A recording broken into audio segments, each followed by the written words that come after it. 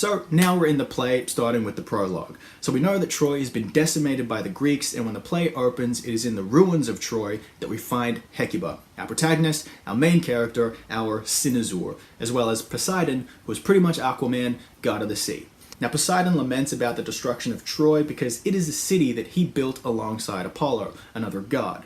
Now, because of his own investment in the city, he expresses his particular love for Troy and subsequently his dissatisfaction that it has been reduced to a smoking ruin devastated by the power of the Greek war machine. Now, by this, he means the Trojan horse, the one we've just explained. A horse whose capacious belly was pregnant with armed commandos, so lots of lads hiding inside it, waiting to break out and kill everyone. Now again, it was an offering from the Greeks to the Trojans, and it was also claimed that it was a gift, an offering to the war goddess Athene in an attempt to feign surrender and signal the end of the Trojan War, Athene being the goddess of war. Nevertheless, when the horse was brought into Troy, the Greeks that were hiding inside waited until nightfall, when everyone was celebrating, and then they broke out. They let their boys waiting outside into Troy and proceeded to destroy the city, kill all the men, and take all the women and children as slaves, ending the war. Now this all happens before the play starts, and that's important because what this tells us is that this is not a story about war. It's a story about the consequences, the aftermath, and the destruction. Not just the physical destruction, but the spiritual and cultural destruction as well that is wrought by warfare. The focus is not warfare itself, but its ramifications. It's about the loss of a family, of a civilization, of an entire culture.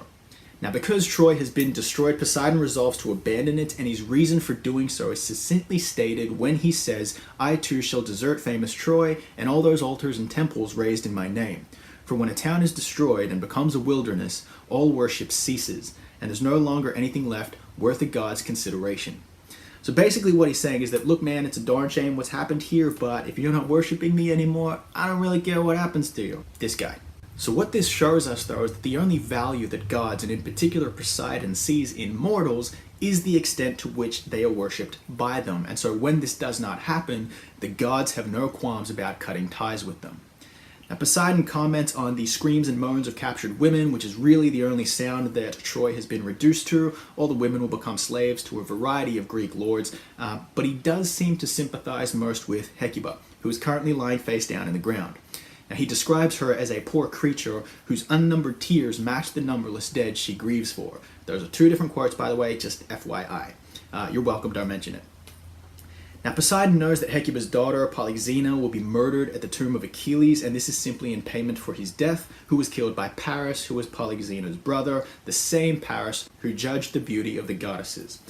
Now we also know that Hecuba's husband Priam has also been murdered, and all his sons that were birthed by Hecuba were also killed. We also learn that Hecuba's other daughter Cassandra, who is a frenzied visionary, she has visions of the future bestowed by the god Apollo, but it is a curse because no one actually believes her. We also learn that she too will become a concubine to Agamemnon, who is the world-famous leader of the Greeks and also Menelaus' brother, hence why he aids Menelaus in his quest to reclaim Helen. FYI, a concubine is basically a mistress who might live with a dude but still has a lower status than the dude's wife. Now, Athena, or Athene, as she's called in the text, then enters. Now, despite the old antagonism between Athene and Poseidon, because again she played a part in the destruction of his beloved Troy by siding with the Greeks, she asks for Poseidon's help and appeals to the fact that he is her uncle. Now, to this, he agrees because obviously that's a good enough reason to forgive her, and the fact that she's partly to blame for the destruction of Troy, but the reason Athene has turned against the Greeks now is because one of her temples was desecrated by them. Now, Ajax the Lesser, who was a Greek, raped Cassandra, who was a Trojan and one of Hecuba's daughters. And as if the act wasn't bad enough itself, the Greeks did not punish him for this. Now, this act was considered desecration, and as a result, Athene turned on them. Now, Poseidon even considers this a cavalier change of mind, but nevertheless, desecration, sacrilege, blasphemy, these were things that were not taken lightly by the gods. Athene explains to Poseidon, "I want their voyage back home to be a complete disaster," referring to the Greeks. And she even explains that she has Zeus's thunderbolt to zap the crap out of them, and she just wants Poseidon to muster up some dangerous whirlpools and giant waves to destroy their ships and make corpses of them all. Teach them a lesson to respect my temples and fear the power of the gods. So she's not someone that you want to piss off. Now Poseidon agrees to this pretty easily. He even says when a man sacks a town and destroys everything, even sacred temples and the tombs of the dead, he's asking for trouble.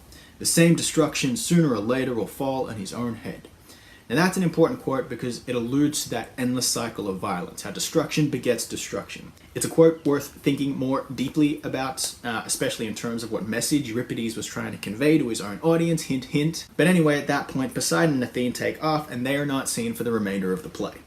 So now we get on to episode 1. So Hecuba is left alone and thus begins what is referred to as a monody, which is basically an element of ancient Greek theater whereby a character sings an ode or song by themselves.